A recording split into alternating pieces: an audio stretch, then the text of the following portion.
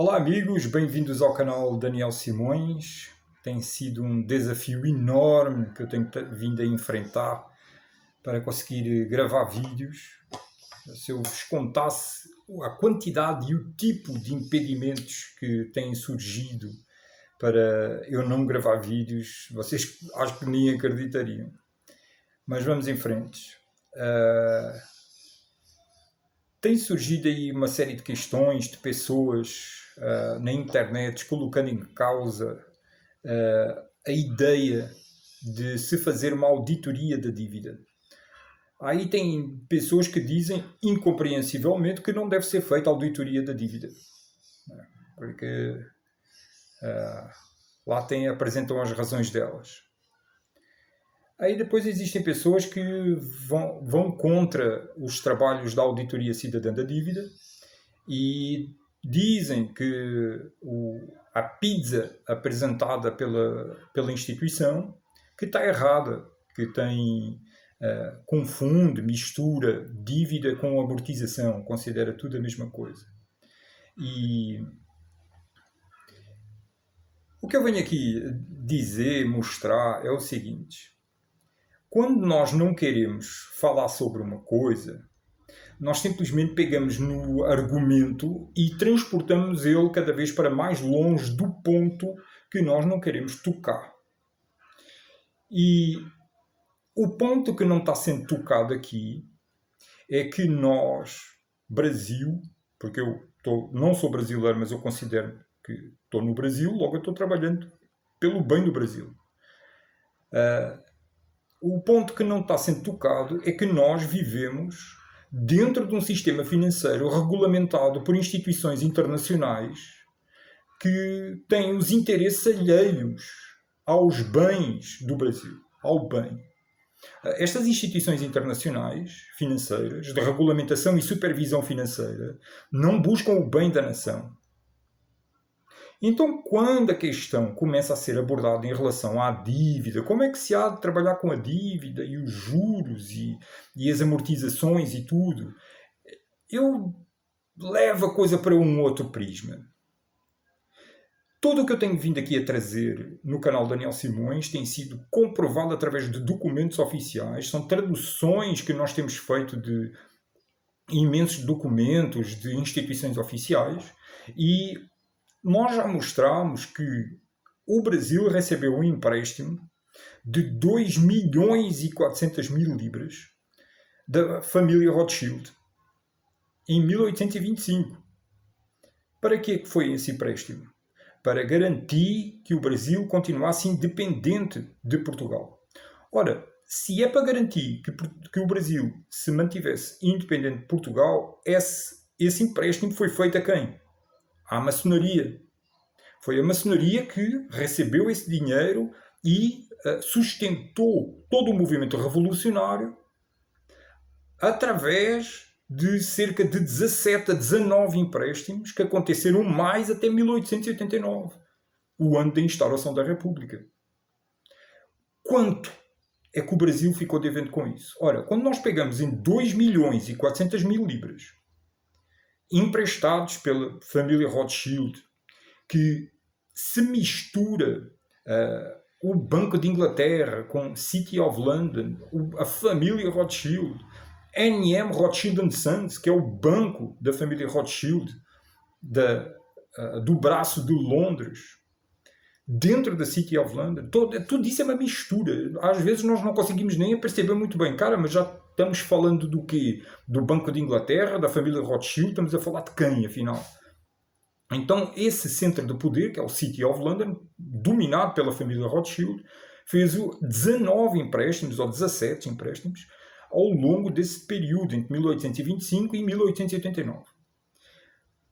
Quanto é que o Brasil ficou devendo a essa família e à Inglaterra? Porque só 2.400.000 libras corresponde ao câmbio atual a várias centenas de trilhões de reais. Ora, qual é o país que vai conseguir pagar uma dívida de centenas de trilhões de reais?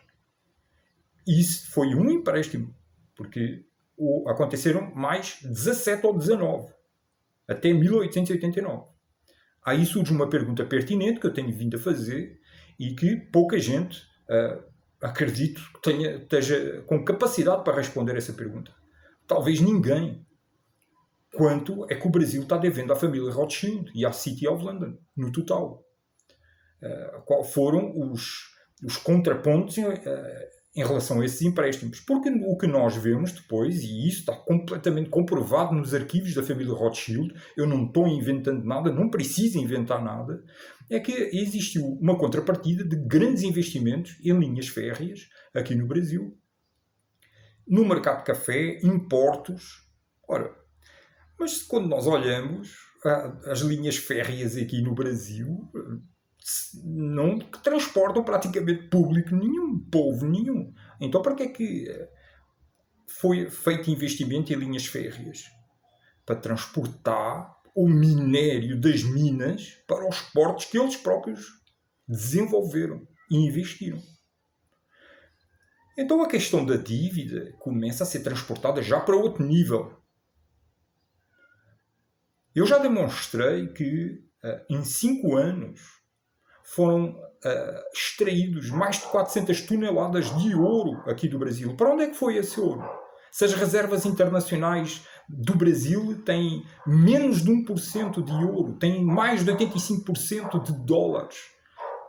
Então, quer dizer, o que nós observamos aqui é que o Brasil está atolado numa dívida externa e interna sem necessidade, porque o Brasil é o país mais rico do mundo. Então a questão da dívida não é mas como é que se vai calcular a dívida? Mistura-se dívida com amortização. Não, cara. A questão, o ponto onde se deve focar é assim, o Brasil deve dizer não e não pagar mais dívida. Zerar essa dívida, expulsar os traidores da pátria daqui do Brasil, fechar esses portos em relação a essas transnacionais que estão vampirizando toda a riqueza para fora e a começar a administrar o seu próprio sistema financeiro. Porque aqui no Brasil existe o Banco Central do Brasil, que deveria chamar Banco Central do BIS no Brasil. Para quem não sabe o que é o BIS, está bem explicadinho em todo o trabalho que eu tenho vindo a desenvolver no canal, no blog e através dos vídeos. É o Banco Central dos Bancos Centrais, a principal entidade de regulamentação e supervisão financeira do mundo. Todo o sistema financeiro mundial tem regras. E essas regras são criadas dentro do BIS. O BIS é um banco privado. 62 bancos centrais são acionistas do BIS. O Banco Central do Brasil é um deles. O Banco Central do BIS no Brasil é um tentáculo do BIS dentro do Brasil, que determina quais são as políticas regulamentares que devem ser aplicadas aqui em termos financeiros. Como é que deve ser administrado as finanças aqui dentro? Quanto dinheiro deve ser impresso? Quanto ouro deve ser acumulado, ou gasto, ou vendido, ou comprado? Quantos dólares devem ser comprados ou vendidos? Qual a taxa de juros? É o Banco Central que está determinando isso. Mas o Banco Central não é uma instituição brasileira. Ele não está trabalhando para o bem do Brasil. O objetivo do BIS, o Banco Central dos Bancos Centrais, é a supremacia dos bancos centrais sobre a soberania das nações. O Banco Central do BIS no Brasil foi sugerida a sua criação por Otto Niemeyer em 1931, se não estou em erro. 31, 33, não. Ele veio aqui, ele era um funcionário, um dos diretores do Banco de Inglaterra, foi um dos primeiros diretores do BIS. O BIS foi criado em 1930. E eles, logo depois de criarem o BIS, no período entre a Primeira e a Segunda Guerra Mundial, enviaram uma missão aqui para a América do Sul, que veio no Brasil, foi na Argentina e andou por aqui.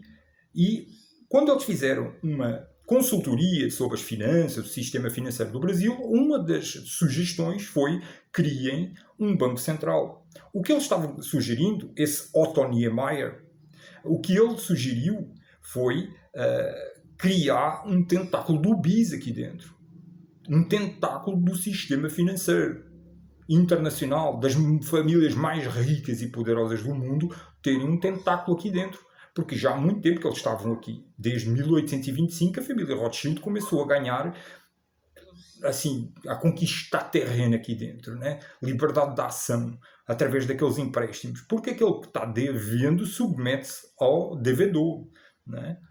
E então ao credor, né? E então desde esse tempo do século XIX que o Brasil estava sujeitando a essa máfia central do Banco de Inglaterra. Muita, incalculável riqueza já foi roubada do Brasil por essas transnacionais. E o Brasil não vê nada, nada é investido aqui dentro. Porque o que acontece nas políticas internacionais é que o hemisfério norte pode desenvolver tecnologicamente e o hemisfério sul não pode.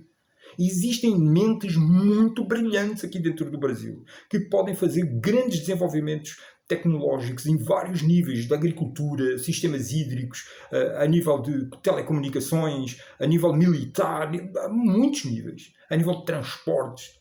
Só que não podem, não são permitidos, são barrados pelas operações transnacionais.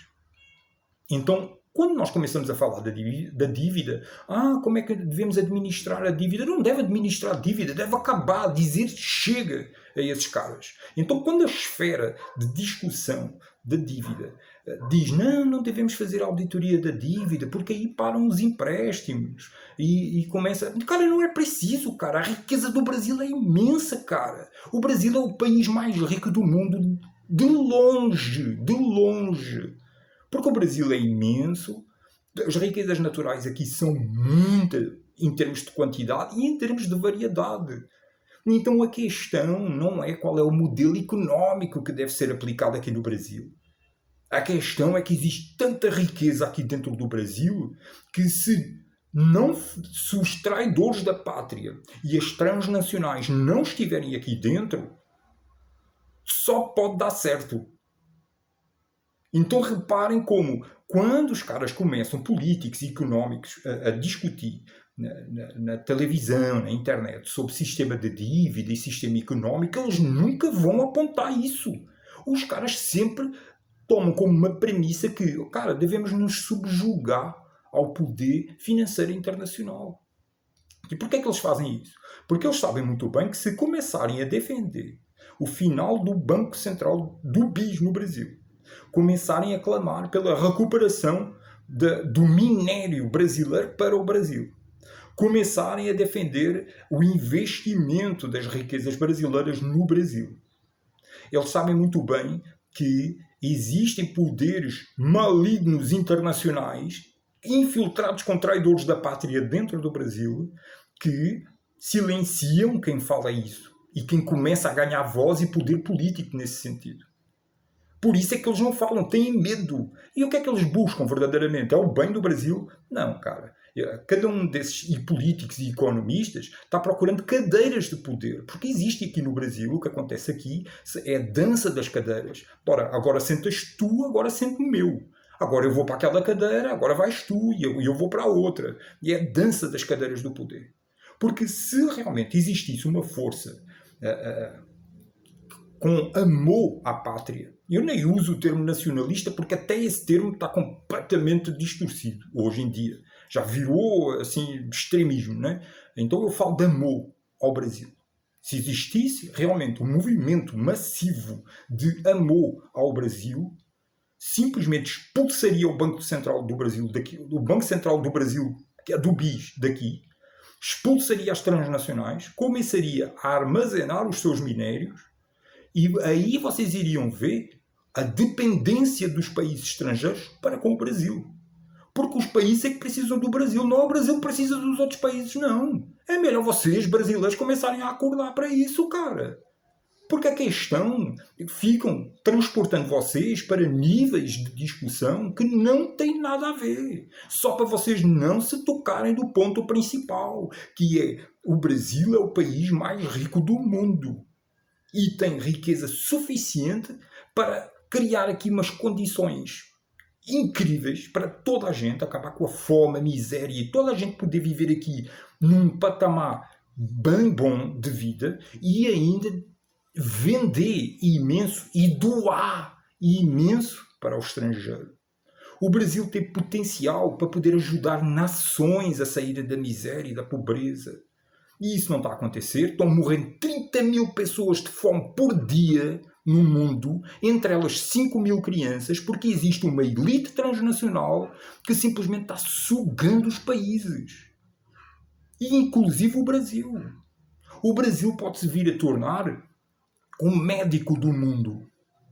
Se o brasileiro despertar a consciência, começar a tomar conhecimento, começar a focar nos pontos que são essenciais, o Brasil pode se tornar o médico do mundo a muitos níveis. Então, quando as pessoas começam a dizer não, é porque está-se misturando dívida com amortização, meu irmão, os caras criaram uma PEC 10 agora, ninguém está falando disso, cara. Os caras vão roubar 4 trilhões e meio de reais para os bancos. Acordem, acordem. É preciso expulsar esses traidores da pátria daqui de dentro.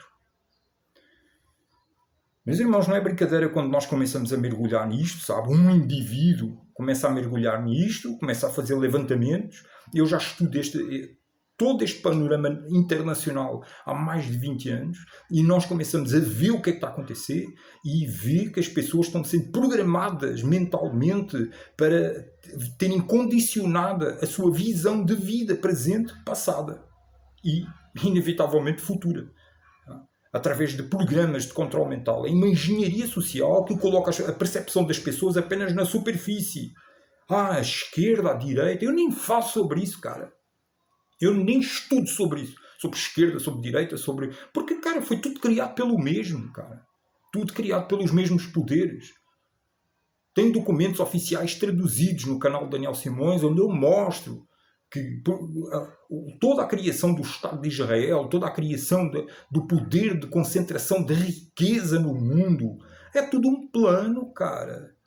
A Segunda Guerra Mundial foi um ritual de sacrifício gigantesco.